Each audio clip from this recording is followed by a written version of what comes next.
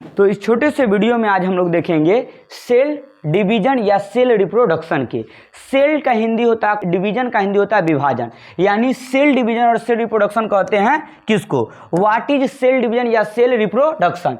याद रखिएगा, एक पेरेंट सेल से दो या दो से अधिक डॉटर सेल बनने की पूरी प्रक्रिया को क्या कहते हैं, सेल डिवीजन करते हैं। इसमें पेरेंट सेल डिवाइड करके डॉटर सेल का निर्माण करता है। आइए उसको हम लोग लैंग्वेज में देखते हैं कि द प्रोसेस, यह प्रक्रिया है किसका, डिवीजन का। डिवीजन के हिंदी में कहते हैं विभाजन, कि ये एक प्रक्रिया है विभाजन का। किसके विभाजन का, तो पेरेंट सेल जनक कोशिका के इनटू टू और more daughter, process in which division of parent cell into two या more daughter cell is called cell division. उसी को हम लोग क्या कहते हैं, सेल डिवीजन या सेल रिप्रोडक्शन कहते हैं।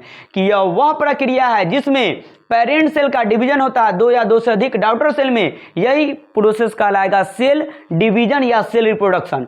Cell division takes place for growth, cell division होता है ग्रोथ के लिए, रिप्रोडक्शन के लिए एंड डेवलपमेंट और रिपेयर ऑफ द ऑर्गेनिज्म के लिए। जैसे हम लोग के बॉडी में कहीं कट जाता है या हाथ टूट गया तो हाँ देखते हैं प्लास्टर करने के बाद जुड़ जाता है, दवा खाने के बाद घाव जख्म सही हो जाता है। क्यों होता है, क्योंकि वहां पर सेल डिवीजन होता है। पहले से जो सेल एग्जिस्ट कर रहा है वो किसी न किसी कारण डेथ हो जाता है या नष्ट हो गया, जिसको सेल डिवीजन के द्वारा रिपेयर किया जाता है।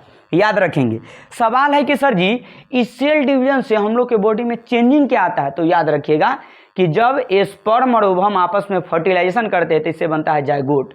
जाइगोट यूनिसेलुलर होता है। हम लोग भी कभी यूनिसेलुलर ऑर्गेनिज्म से, आज इतना बड़ा जीव कैसे बना, तो सेल डिवीजन करके, सेल रिप्रोडक्शन करके। ये जाइगोट सबसे पहले यूनिसेलुलर से जाता है मल्टी सेलुलर में, एक कोशिकीय से बहु कोशिकीय में जाएगा, क्या करके, सेल डिवीजन करके। फिर ये एम्ब्रायो से ऑर्गेन बनेगा, ऑर्गेन से बॉडी बनेगा, बॉडी से धीरे धीरे डेवलप करते करते बड़ा लंबा शरीर बन जाता है। तो ये बनता कैसे है, सेल डिवीजन करके। यहाँ से यहाँ तक का जो होल प्रोसेस टेक्स प्लेस हुआ वो किसके कारण हुआ है, तो सेल डिवीजन के कारण हुआ है।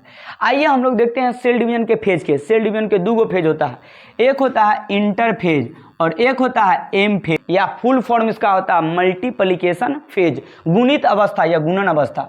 इसमें दो फेज में 95% टाइम जो है वो इंटरफेज में लगता है और 5% टाइम लगता है एम फेज में। ये इंटरफेज में सबसे पहले जाएगा सेल G1 में, G1 से जाएगा S में, S से जाएगा G2 में, फिर ये जाता है एम फेज में। एम फेज में कैरियोकाइनेसिस करेगा, कैरियोकाइनेसिस के बाद करता है साइटोकाइनेसिस। कैरियोकाइनेसिस भी 4 फेज में होता है, प्रोफेज, मेटाफेज, एनाफेज, टीलोफेज। ये सारा प्रोसेस जब गुजर जाता है तब एक पेरेंट सेल डिवीजन करके दो या दो से अधिक डॉटर सेल में चेंज होता है। अगर माइटोसिस सेल डिवीजन होगा तो एक पेरेंट सेल डिवीजन करके दो डॉटर सेल का निर्माण करेगा। अगर यही मियोसिस सेल डिवीजन होगा तो एक पेरेंट सेल डिवीजन करके 4 गो डॉटर सेल का निर्माण करता है। यानी कि एक पेरेंट सेल सबसे पहले करेगा कैरियोकाइनेसिस। कैरियोकाइनेसिस का मतलब होता है डिवीजन ऑफ न्यूक्लियस। फिर ये कैरियोकाइनेसिस के बाद करेगा साइटोकाइनेसिस। साइटोकाइनेसिस मतलब डिवीजन ऑफ साइटोप्लाज्म, और ये कैरियोकाइनेसिस साइटोकाइनेसिस एक साथ कहलाता है सेल डिवीजन।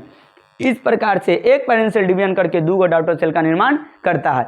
हो सकता है 4 गो भी हो, कब, जब मियोसिस सेल डिवीजन होगा तब।